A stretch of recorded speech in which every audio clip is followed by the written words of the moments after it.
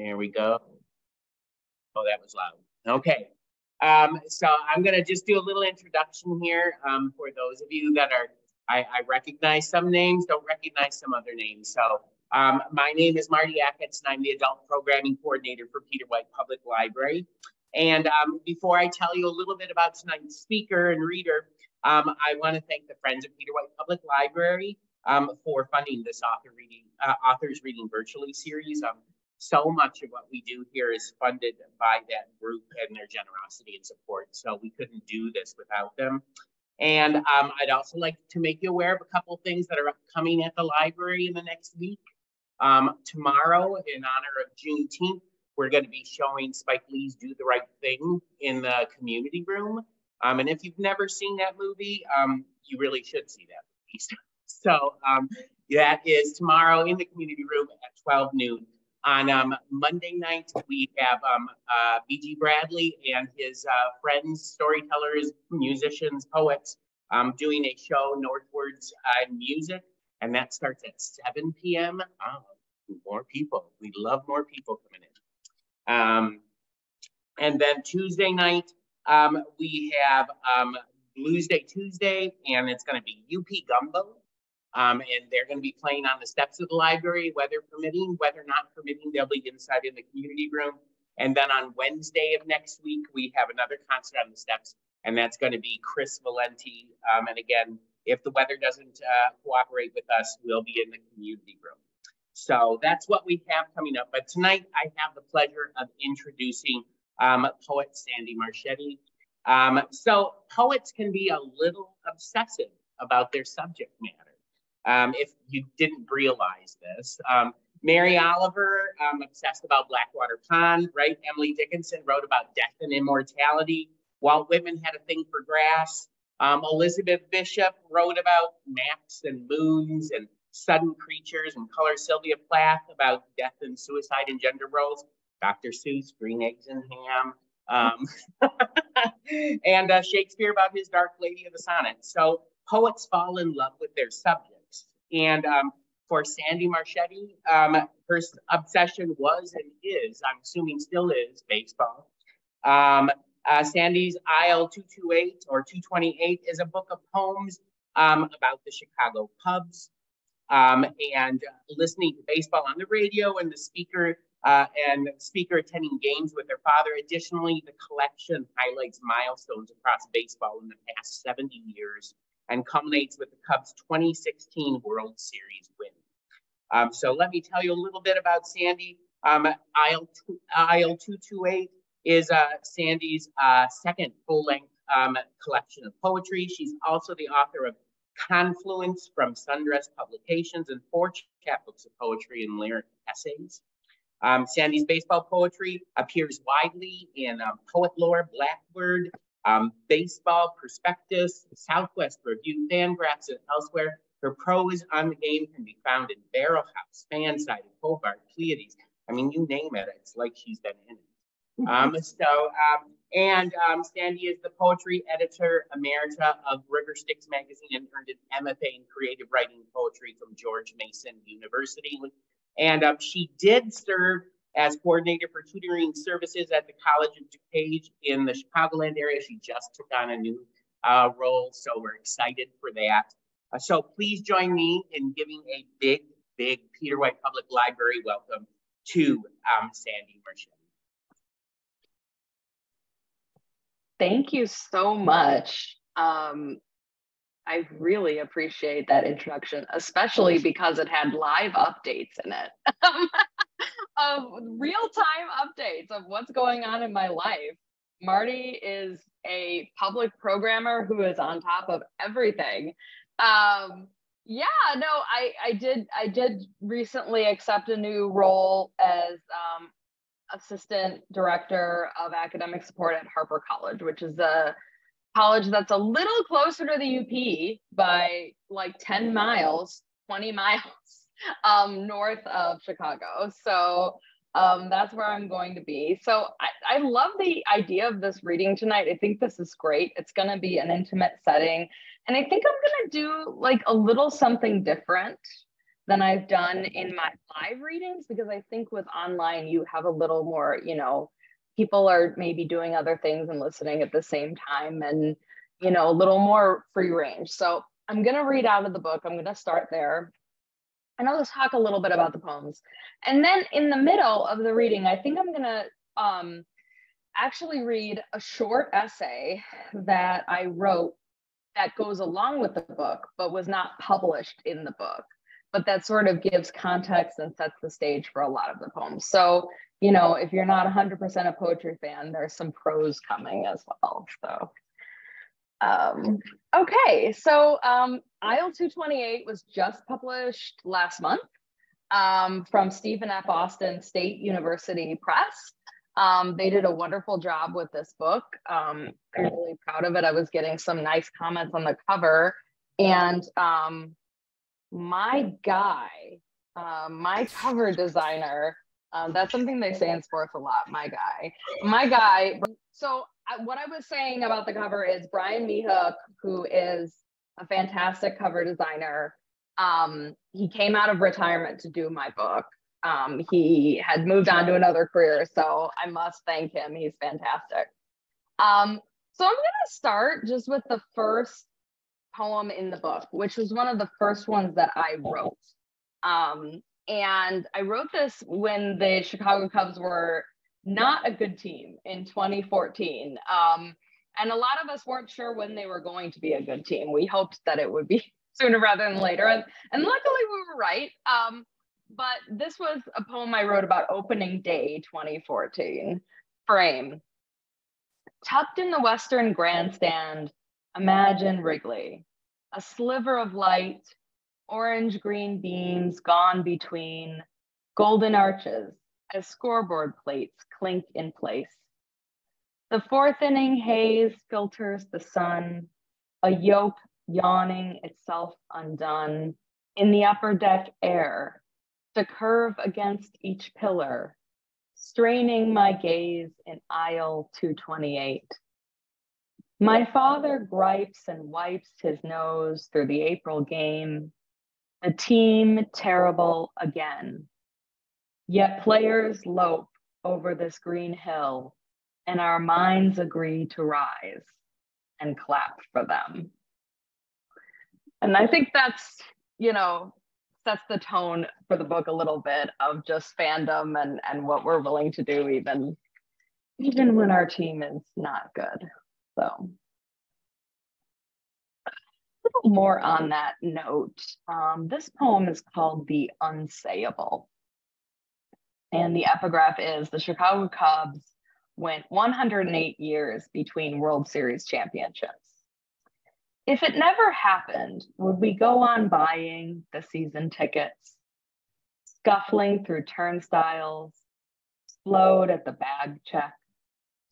If it never happened, would we split a pizza and a pop, a bag of chips or a beer, huddling as we handed over the cash?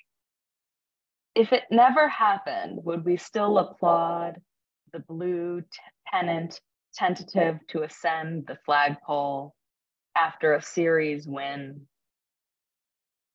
If it never happened, would we root on a 500 club, be pleased with less than 200 strikeouts, 20 errors at short?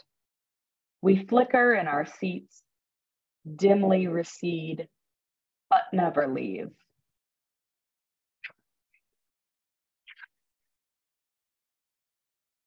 And back to the cover for just a second.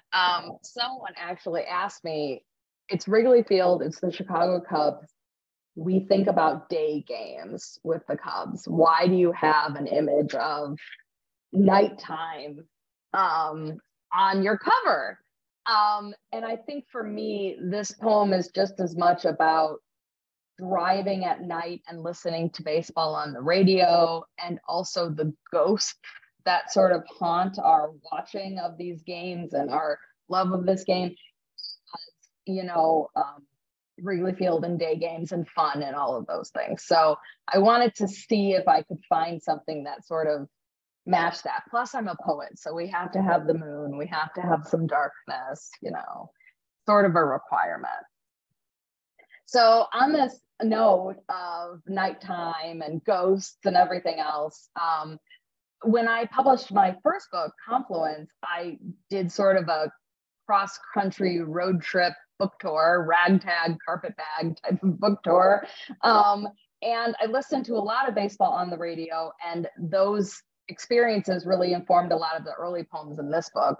And I have been listening to baseball on the radio, ever since I was a kid, but I think really those times alone in in the car late at night, during that tour really fed in here. So this one's called Listening for Bob Uecker.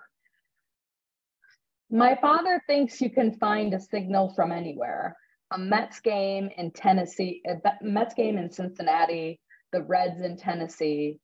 I tell him sometimes the mountains curtain the call, or a semi bleeding its long, low horn, its lights scanning the corn.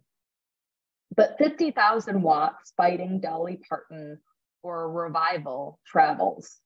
When it's clear, you can hear the Dodgers in Chicago and know a wave arrayed in the distance spun out its curve to find you.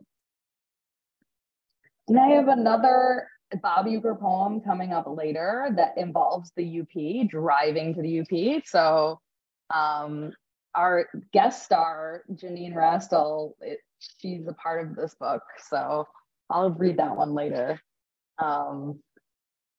Okay, I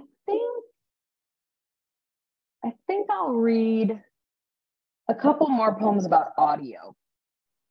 And I think as poets, we're very tuned into the way things sound, of course. For me, when I'm writing a poem, the sound comes before definitely before any sort of meaning, sometimes before any images, just a sound that I'm hearing in my environment or in my head or whatever. And for me, I've really found that I'm a very verbal and auditory learner. I love listening to podcasts. I love having a voice just kind of always talking to me a little bit. Like, I don't mind that at all.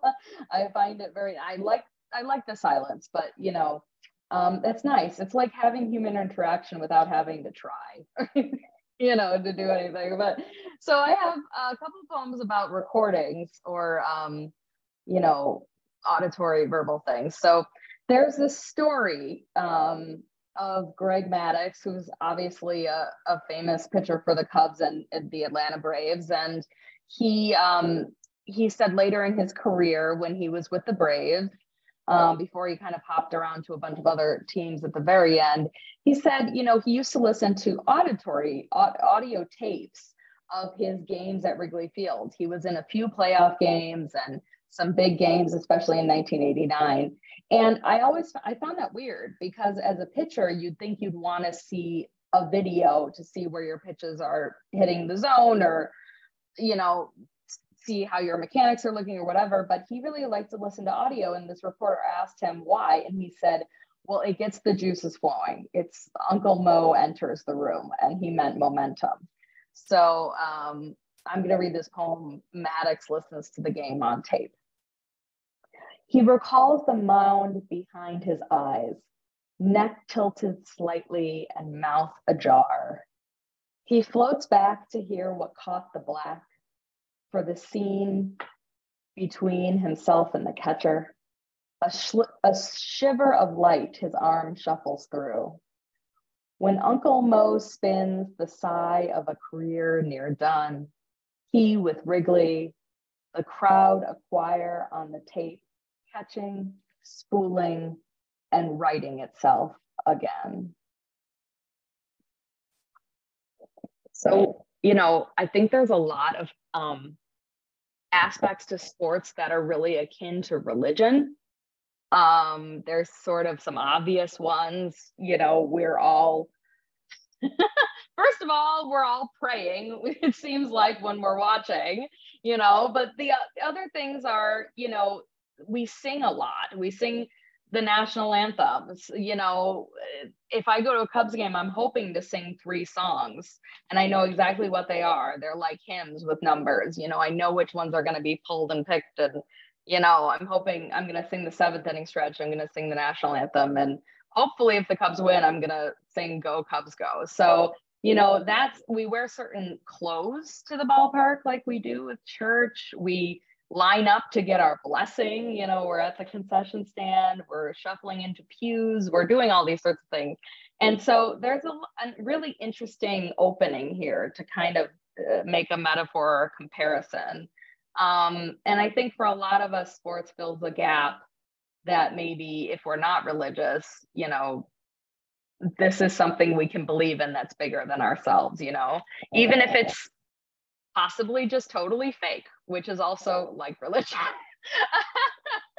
So I see a lot there. So this poem is called Praise. This is a sonnet. Clutch the railing up the steps, shuffle to your pew, sing two, a third if blessed, whisper cathedral, then profess. We pray, but witness awake most days. We slake ashes onto the track. A loudspeaker calls us back. The organ keys strike 3, abide the Trinity. On Sunday, dressed our best, we crowd around the beaming green and rise as one, spirits the blue. Tell me, what do you do at church?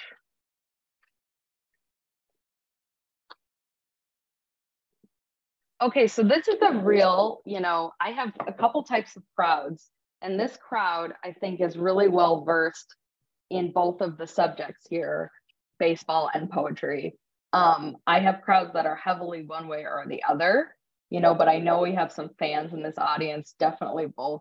So I think you're gonna like this poem, or you'll at least understand it. I don't read this for most audiences because I don't think they're going to understand it, but most of you, I think, have read a poem by Elizabeth Bishop called Poem, where she's talking about a painting that a great uncle created and left at a family home. And she's seeing this painting and talking about wondering what it was like in his time and everything. And so this is a poem that I took and I kind of used some lines of Bishop's and some lines of a Cubs radio broadcast with Pat Hughes, the announcer. It's called Inning Ending Twin Killing for Pat Hughes after Elizabeth Bishop's poem. What a thing it is to listen to you describe grounding into a double play. 2 looks turned into each other. The equivalent of Bishop's inherited Bristol board. Down 7-0. This is what we get for free. Your voice for a last half inning. I feel like when we're suspended in the baseball game, it's like reality doesn't exist, which they're doing a better job of now that we have the pitch clock. It's going a little faster, so you are more tuned in. Okay, so I've read a lot of halcyon days sort of poems about the ballpark being beautiful, but I think a lot of us have been to ballparks and some of us have peed in a trough and some of us cannot get their hands clean no matter what they do. And I think we've all spilled like mustard on ourselves or whatever. So this is a poem about all that dirty stuff that's at the ballpark. Denouement. Beer on the bricks and cheap meat, piss that brines the seats and the frame as we exit the park at the end of the game. A dozen doors thwack open, dull as scrapped cups. Through the clatter, a popcorn vendor crams his bags in the trash. We meet in a square of air below the stairs to curse and bless, sopped in sweat. Hands grimed on tunnel walls, slathered in mustard and ads, shuffle us from the cube in sun, ants pressed away from the day. Okay. So I'm gonna read one more And I want to just mention briefly, and you can tell me if you think I'm giving too much context. Give me like an angry emoji. But this book has two sections. And the first section is called Losers. And the second section is called Winners. And I think for Cubs fans, it needed to be that way because you don't want to end on losers. That's just triggering. So you've got to have the good stuff at the end, right? And chronologically, it worked that way. I talked about in interviews, like, I think there are a lot of smarter ways maybe to organize this collection, but I really couldn't think of what they were. And I said, okay, we're going to do chronological because I think people suggested to me, surely there's a different way to do this or whatever. And I'm like, maybe in your head, but it's just not gelling up here. So I've just kind of finished reading selections from the losers section. I'm going to read one more, and then I'm going to go to the essay that I wanted to share with you, which will be sort of we'll do a little, we might do a little exercise with that. Let's see. But we'll end on this one for this first half of poems. Over Sheffield Avenue. I'm playing baseball in the Garden of Eden. Scratch that. I'm writing baseball in the Garden of Eden, where old cars ride street corner curves in our square city, while vendors hawk peanuts.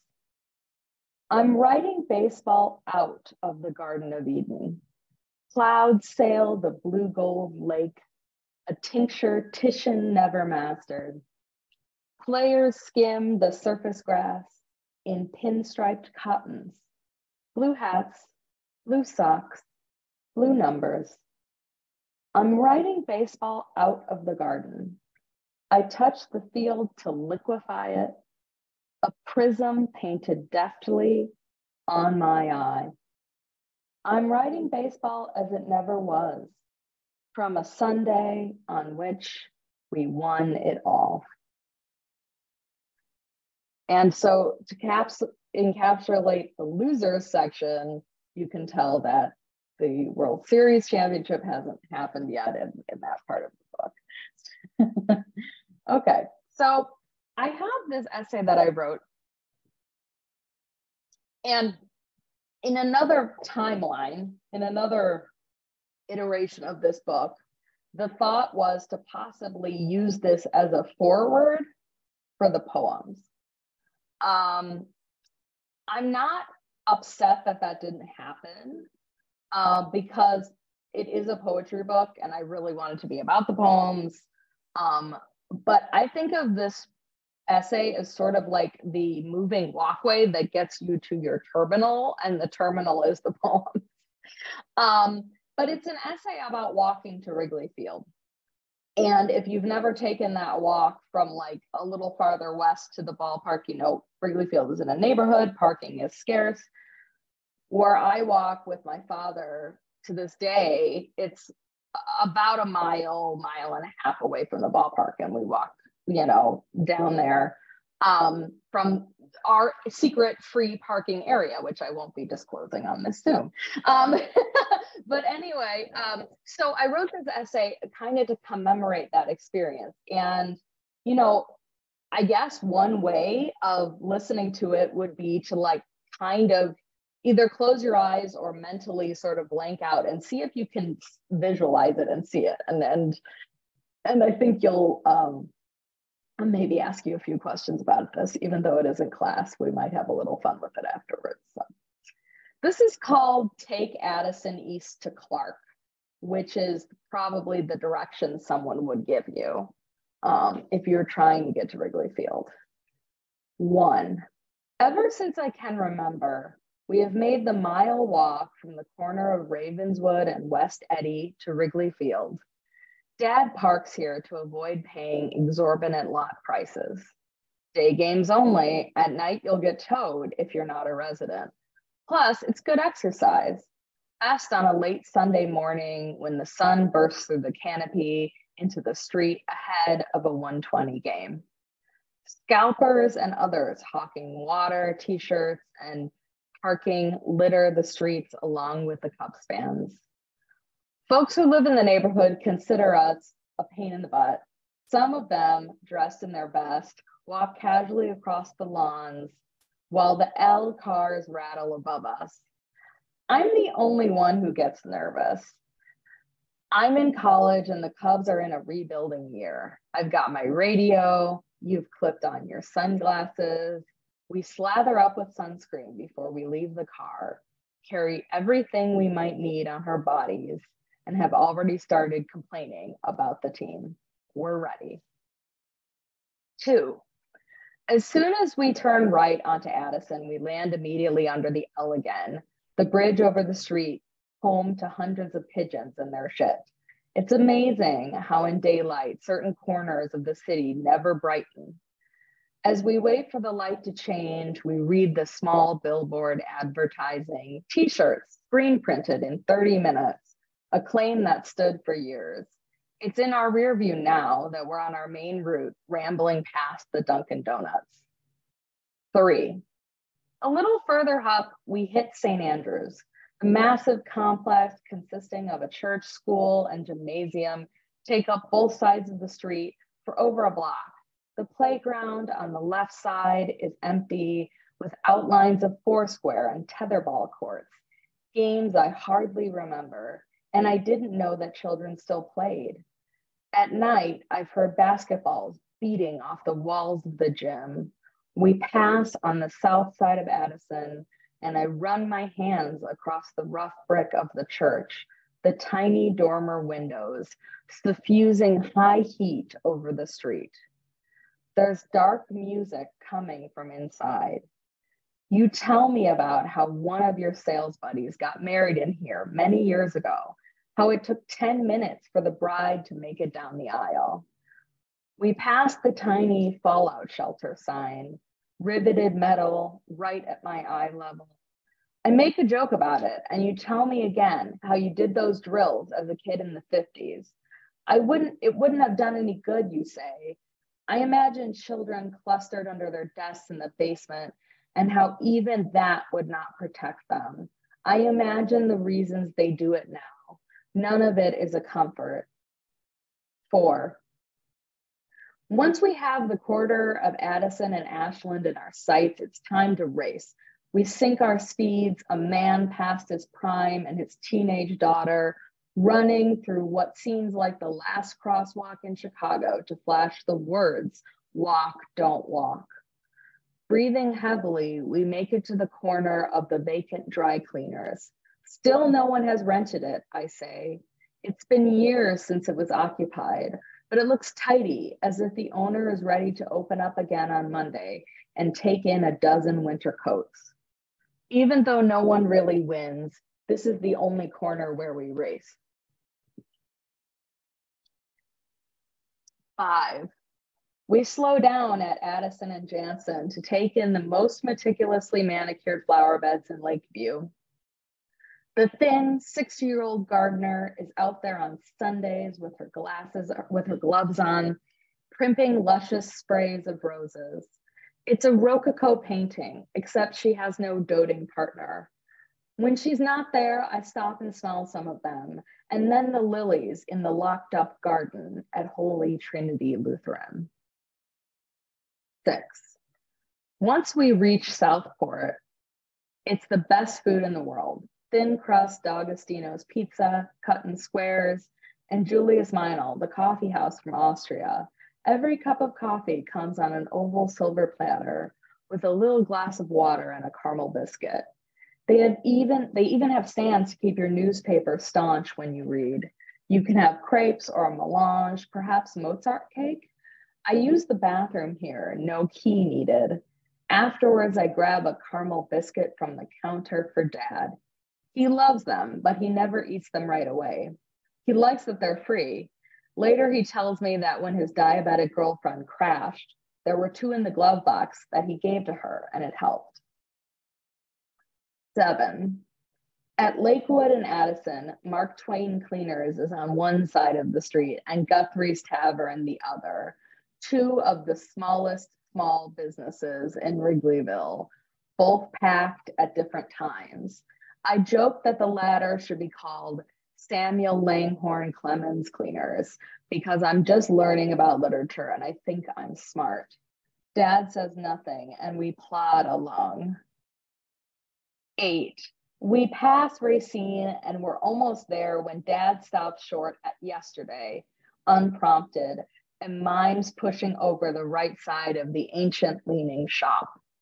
Its dirty yellow siding and gray windows glinting in the sun show off the building's battered condition.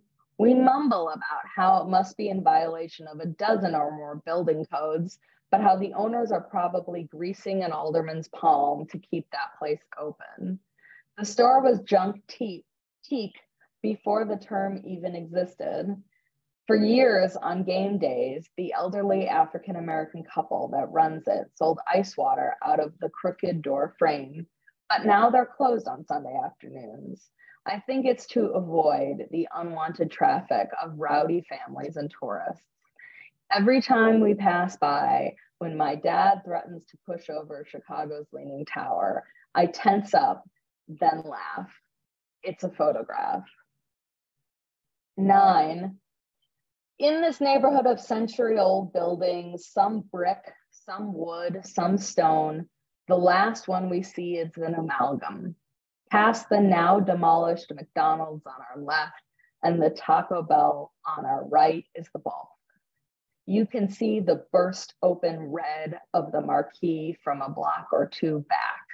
We're pulled forward as if on a conveyor belt. I have never read that before for a reading for this book, so that makes me really happy.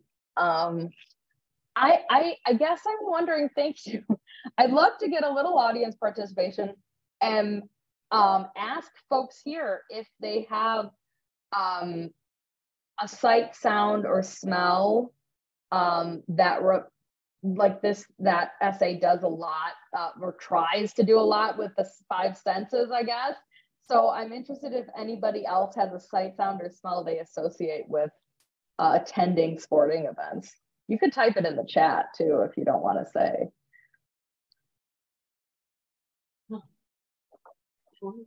Yeah. Yeah. Well, Peanuts. peanuts. Peanuts is a good one. Yeah. Yeah, I think that just that smell of beer and urine and like sweat is like, it smells horrible, but like I'm no longer adverse to it in the same way. It doesn't make me want to vomit. Now I'm just used to it. Hot dogs are a good smell. Climbing up to the things on the metal. She's Janine says climbing up to the upper seats on the metal. Yes. Yeah. And it vibrates. Tom put in here, the essay reminded me of an English football team and stadium and how it's at the center of the community, an essential part of this community. And that's so true. That's what's unique about Wrigley Field, right? I've been to some other ballparks that are in neighborhoods or somewhat, but they still end up being in more of an office park or, you know, an industrial district. Whereas this is really, I mean, it's 1 block from people's homes where they're actually living. So which causes all sorts of problems, but it's kind of beautiful too.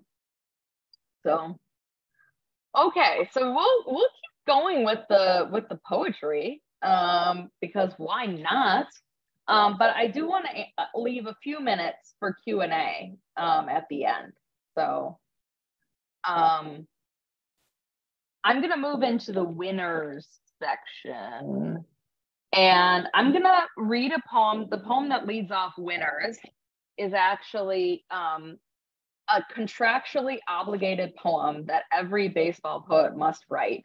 I did not get an agreement in the mail from Saber, but I think it's still coming that I'm going to have to sign off on that said, did you write the poem about 2 boys playing catch? Which you must have, or the father and son, I think is another alternative. So I'm not a son or a father. So I wrote the one about the 2 boys playing catch. Twilight. Some young men play catch in a field, call each other on balls and strikes. How can they possibly know? Dancing through the grass, one high, then low, and up again, just outside. The seams slap old leather. How can we know where the strike zone is?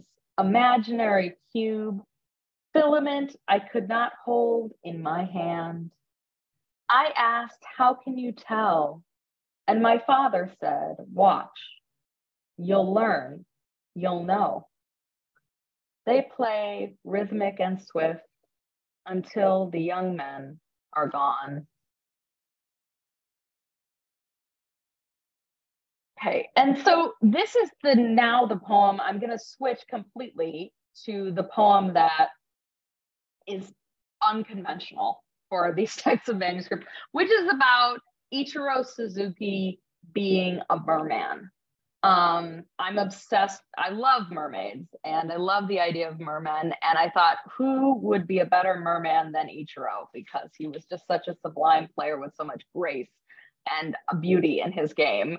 And he kind of functioned as a siren as well in the game a little bit, where you didn't know exactly where he was, but he seemed to call out to fans and you never knew if he was going to retire or come back for one more year, all of this.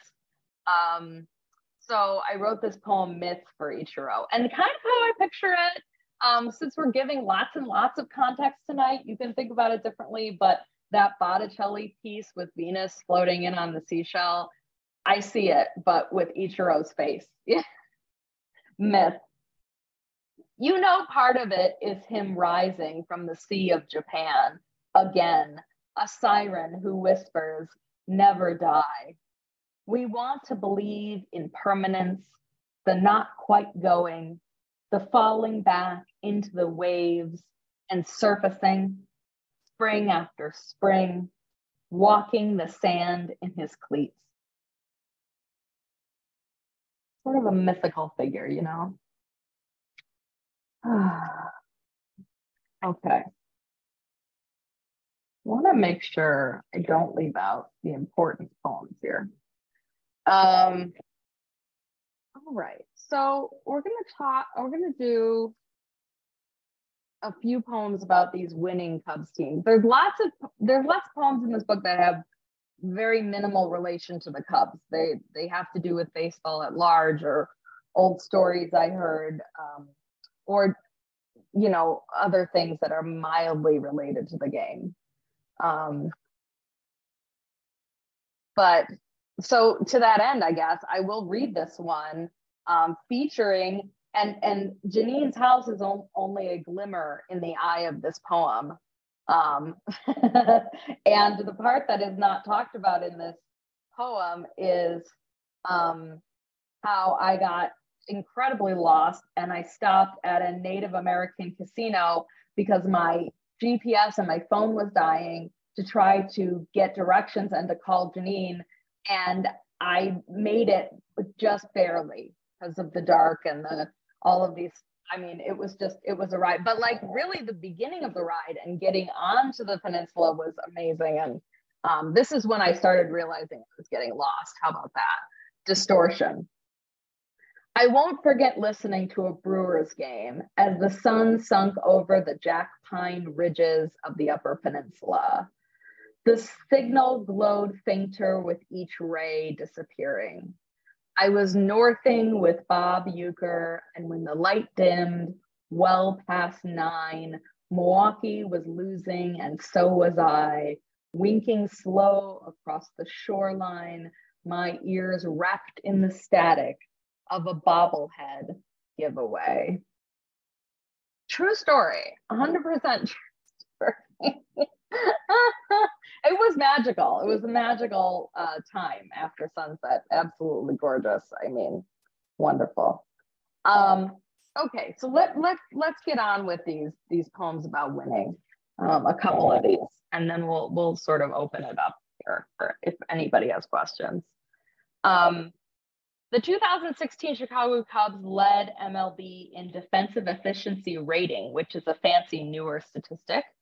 Some consider them the greatest defensive team of all time. I'm pretty sure that's changed. It's amazing how 8 years can change everything of all time.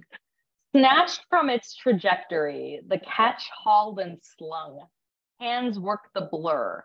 A balance picked, juggled, and with one flick sunk. Have you seen a net before? The web of the glove is what it was. Okay. And we'll just do like 2 or 3 really short ones here at the end. This is called Late October. It's the first night of the World Series, and 10 jets like stars home toward O'Hare. Runways roll out the planes in draped carpet. Even though Little League is over, each ball field lit up as if by candles at the dinner table, welcoming someone's return.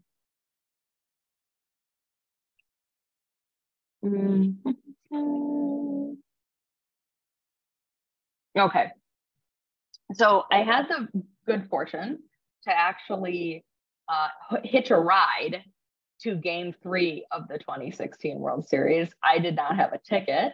My father had a ticket. I mean, it wasn't, he was given this ticket, and there was no ticket for me, but I had a great time. I was out, you know, on the streets outside the ballpark. I had a coffee in hand, and the bars were packed with people. There were people in the streets watching on lawn chairs, and they kind of shut down the area. They were grilling hot dogs and giving them away for free at the fire station that's right across from, you know, where my dad walked in. So I had a great time. So I wrote a little bit about that experience. I mean, the Cubs did not win that game. I think they lost 1-0. I mean, it was a real rough one, but you know, all's well that ends well. Game 3. I kissed my father's cheek for good luck in the firehouse driveway. We were 27 outs away from a series lead when he entered through gate K. I took my seat on the Waveland curb and relayed Pat's play-by-play to guys in lawn chairs sucking booze through scoreless game. Grandmothers perched as benches waited on my radio's say. The intersection bled into the ballpark's glow. From the streets below, we held the diamond aloft by our exhales alone.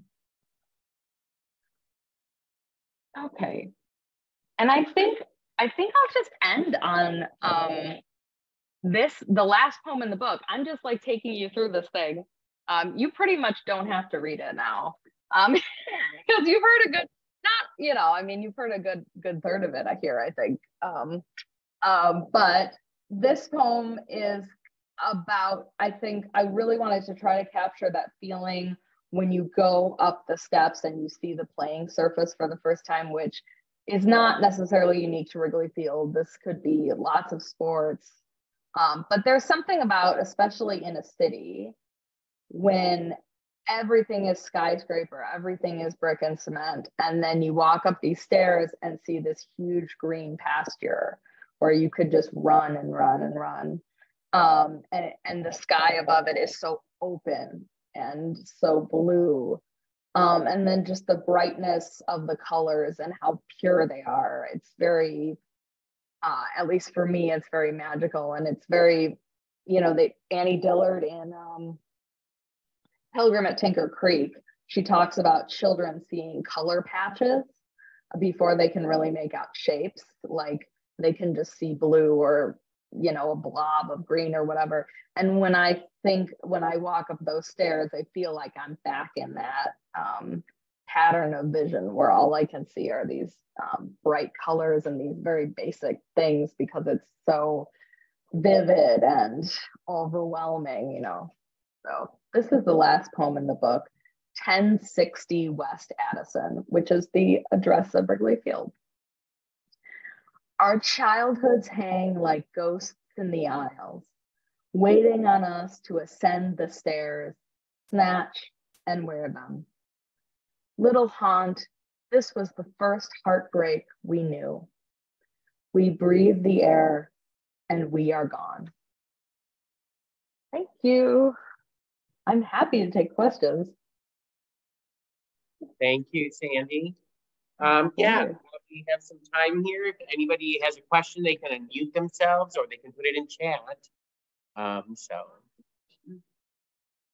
Oh, I'm going to turn this. Beverly Mathern is here. So, Beverly, hello. Now, in my first poem, you made a reference to leather, and I can't remember how the sentence went. Did that refer to when the bases were called baggers and there were leather bags filled with sand? Oh, so interesting. I think I was just talking about a glove. Okay. Yeah.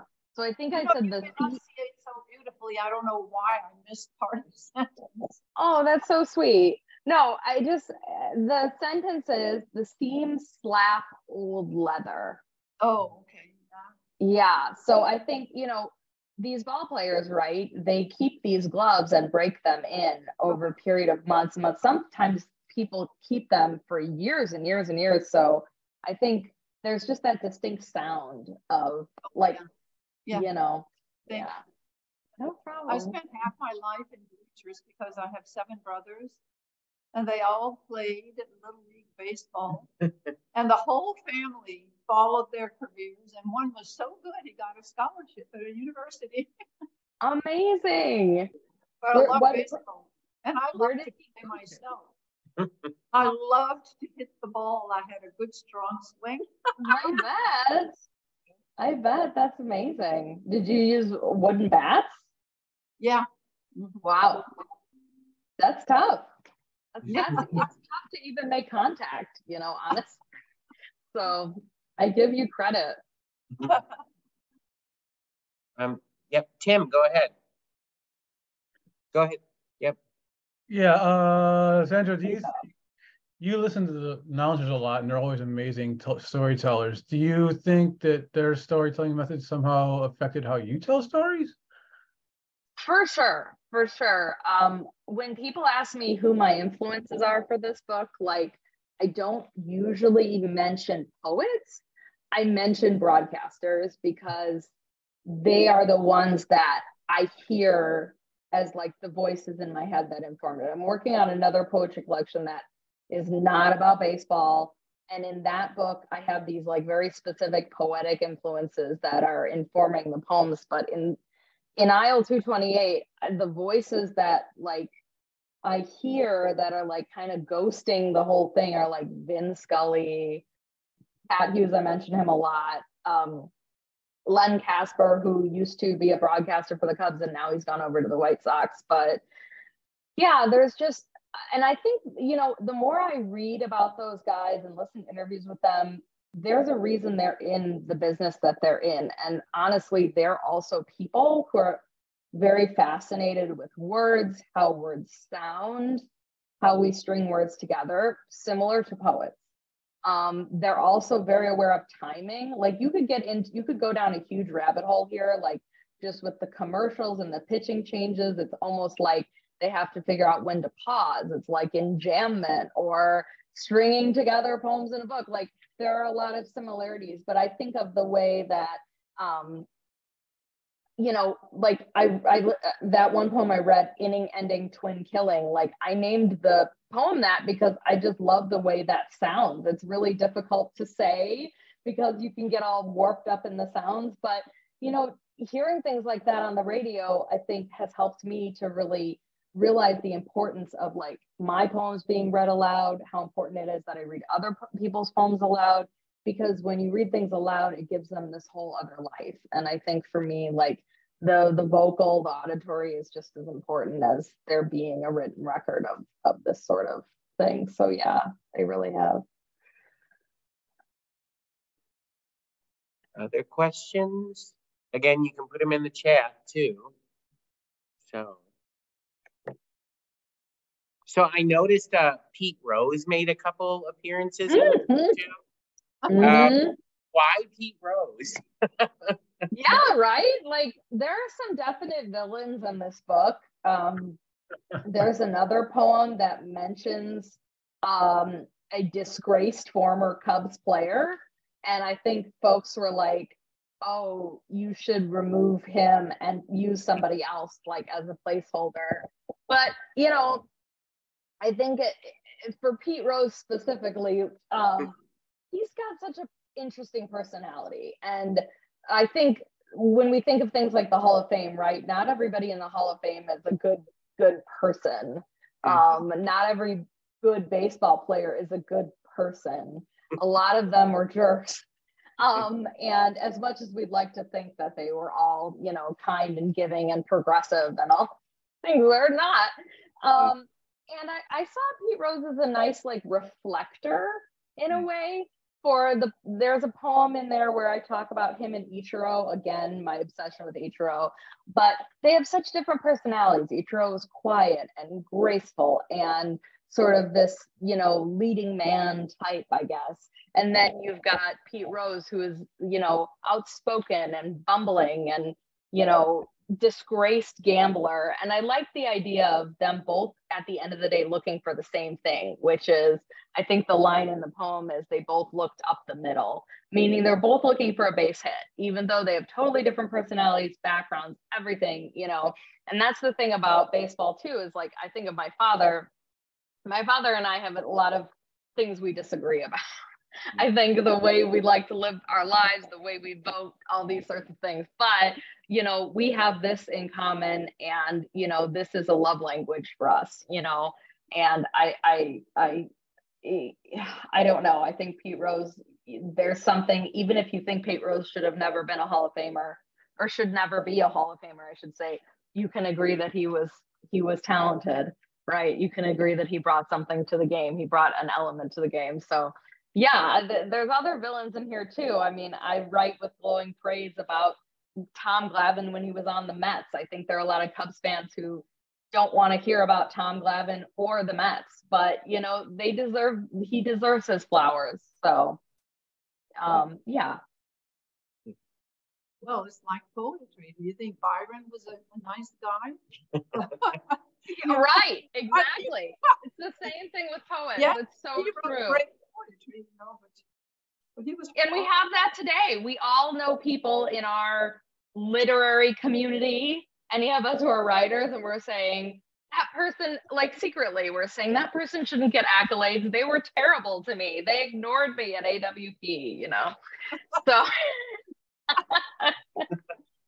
but anyway, yeah. I got another question. Yeah. It's about the blurbs. The back Okay. blurbs. Why did you not have any poets, and how hard was it to contact these baseball aficionados? That's a good point. E. Ethelbert Miller is a poet. Okay. Sorry. He co-edited Poet Lore for like 20 years. But he's written all these poems about the Negro Leagues. And so he was my poet. But you're right. The other two people on here do not write poetry. One is a historian and the other one wrote nonfiction. And I felt like it was really important to find a female voice to like look at this book and hopefully give me something. And it's interesting because there just aren't a lot of people who are female identifying and have written baseball poetry. There are some that have a few poems, but I really enjoyed Stacey May Fowles is Canadian, and she wrote all about the Blue Jays. Oh, I feel like I'm gonna mess this up. Maybe 2013 or 2015 playoff run. This whole book about that, and it was an amazing memoir. And so I just reached out to her honestly, and over the internet. I just found her email address and asked her, and she was so kind. John Thorne, interesting story. A poet friend of mine hooked me up with John through Twitter, like just said you two should meet. And then John actually works as a part-time literary agent. And he's published a bunch of books of, you know, baseball statistical manuals, things like that. And so he actually was so kind as to read this book when it was in its formative phases to give me a really expert baseball opinion, which I needed. I had a lot of poetry opinions, but not baseball, you know, official historian of Major League Baseball, like you're really hoping your facts are like lining up and good, you know? So I was a little intimidated by that, but he really liked the book. And he actually shopped it around to a few publishers that didn't want it. And so he stopped representing it like he maybe represented it for 6 months or something. And then, but then when I finally got it published, you know, he was like, you're on your own with the publishing thing. But then when I finally got it published, he was happy to do a blurb. So that's literary community at work for me. So I'm definitely going to have to try to pay that back somehow. But really great to have met him and for him to have done me this huge favor. So, yeah. Does anybody have any other questions? So I've got one question. I've been writing about a particular subject for a while. Yes. Did you ever get sick of like saying, oh my God, I want to be done with this. I want to just get it out, you know? Yeah. That's such a good question, Marty. So like, I would say, first of all, I started writing this book in 2013, 2014, and it's just getting published this year. So that is 10 years. And you'd think that I would be sick of it, but I think our baseball fandom, or at least for most of us, like anything we're fans of, whether it's a TV show, a sport, whatever, it sort of waxes and wanes, right? There are years where I pretty much watch every Cubs game every year, but do I follow the rest of the league really closely every year? Maybe some years, yes, some years, no. You know, if you notice, this book is pretty short, like it's 50 pages and then there's an interview at the back. So it wasn't like I wrote 200 of these poems and whittled it down to 50. I wrote 50 and then I made them all as good as I could. And those are the ones in the book. And I think part of the reason it worked was because I knew I was going to write this book for a really long time, like probably more like since 2004. I knew I was going to write it. So I had this backlog of ideas for, here are all the first poems I'm going to write. So like the first 20, I already had in my mind, not the words, but just the subjects. And then the Cubs got really good and it got really exciting. And so I wrote 20 more. And then it took me many, many years actually to finish off the last 10 or 15 poems and then find a publisher. So, you know, it wasn't like I was outpouring just constantly on. And another great thing that worked for me, and this was always advice that I got and I never listened to in my early writing career, was I had another project. I was writing another full-length collection that was not about poetry at all, or not about baseball at all, at the same time. And I'm so slow. Those two projects kept me occupied basically for the last decade. So I would just switch back and forth, but I never really got sick of it because it just was not so many, you know. I feel like different processes are different, right? You might need to write 200 to get 50 that you like, but you know, if you're a slow poet like me that doesn't write a lot of words, like, you know, I was writing one poem a month or something. Okay. Yeah. All right. Does anybody have any other questions? We're right at 8 o'clock here. I have a comment. Oh, Janine has a comment. Perfect.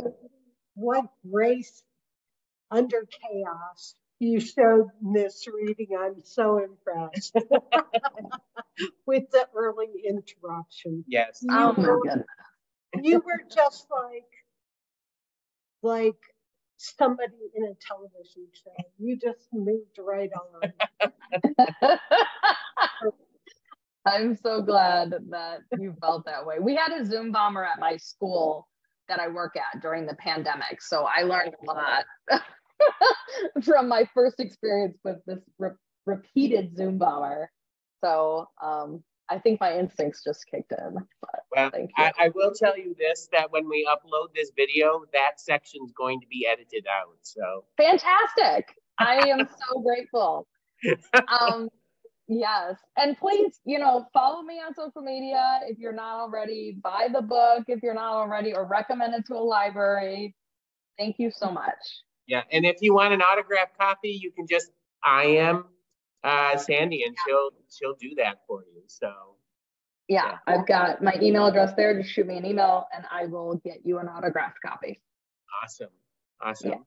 Well, thank you so much, Sandy. This was just a pleasure. And like I said, I love your book. I've read it twice. I'm probably going to read it again. So amazing. I feel like I've got some awesome, just like some of my best supporters here tonight with Tom and Janine and Marty, and it's just so good. So thank you. This was so lovely. Thank you, Sandy. You have a great night, and everybody else have a great night. Bye, everyone. Love you. What happened earlier? Did the photographic stuff come up? Just yeah. Oh, that's it. Did it happen?